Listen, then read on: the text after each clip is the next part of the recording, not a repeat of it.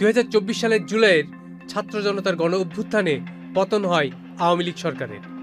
আর 6 August সংসদ ভেঙে দেওয়ার পর এই সংসদ সদস্যদের কেউ কেউ এখন আছেন আত্মগোপনে, তো কেউ রয়েছেন কারাগারে।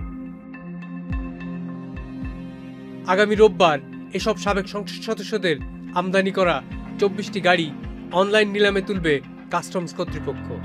নিলাম প্রক্রিয়া শেষ হবে 16 ফেব্রুয়ারি। শুল্ক কর সহ গাড়িগুলোর এক একটির মূল্য 9,76,00,000 টাকা নির্ধারণ করেছে কাস্টমস কর্তৃপক্ষ। এই গাড়িগুলো থেকে 175 কোটি টাকা রাজস্ব আদায় হবে বলে আশা রয়েছে তাদের।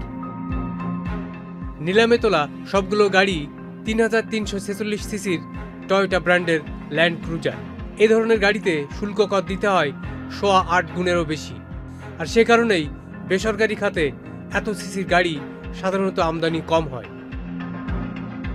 কাস্টমসের তালিকা অনুযায়ী নিলামে তোলা গাড়িগুলোর মধ্যে সবচেয়ে দামি গাড়িটি আমদানি করেছিলেন সুনামগঞ্জ 4 আসনের সাবেক সংসদ সদস্য মোহাম্মদ সাদিক।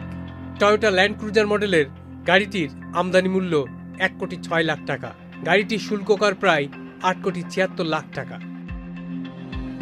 যাদের গাড়ি নিলামে তোলা হচ্ছে তাদের মধ্যে রয়েছেন সাবেক তথ্য প্রতিমন্ত্রী মোহাম্মদ আলী আরাফাত, মোহাম্মদ সাইফুল ইসলাম, সানজিদা খানম, মোহাম্মদ শাহজাহান ওমর, সৌরেন্দ্রনাথ চক্রবর্তী, অনুপম শাহজাহান জয়, সাজ্জাদুল হাসান, মোহাম্মদ সাদ্দাম হোসেন পাভেল,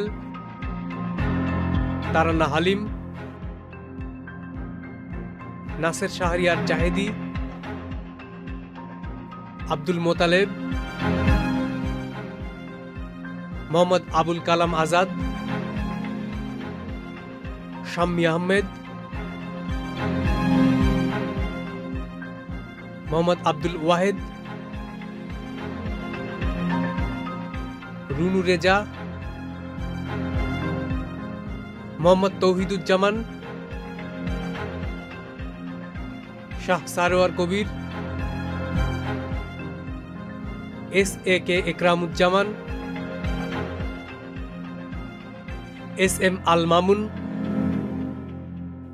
SM কামাল হোসেন, মুজিবুর রহমান, মোহাম্মদ আসাদুজ্জামান, নাদিয়া বিনতে আমিন, আখতারুজ্জামান এবং ময়মনসিংহ 7 আসনের সাবেক সংসদ সদস্য ABM আনিসুজ্জামান। সংসদ সদস্যদের শুল্কমুক্ত সুবিধা প্রথম দেওয়া হয় এরশাদ সরকারের আমলে 1988 সাল থেকে। পরে বিএনপি আর আওয়ামী লীগ পালাক্রমে ক্ষমতায় এসে দুই দলের সংসদ সদস্যরাই শুল্কমুক্ত সুবিধায় গাড়ি আমদানির এই সুযোগ কাজে লাগিয়েছেন। কাস্টম সূত্রে জানা গেছে 2009 সাল থেকে 2023 সাল পর্যন্ত আওয়ামী লীগের 3 মেয়াদে অন্তত 576টি গাড়ি শুল্কমুক্ত সুবিধায় আমদানি করেন সংসদ সদস্যরা, যেখান থেকে রাষ্ট্র রাজস্ব হারিয়েছে অন্তত 3,500 কোটি টাকারও বেশি। Saiduzzaman Dipu, channel I.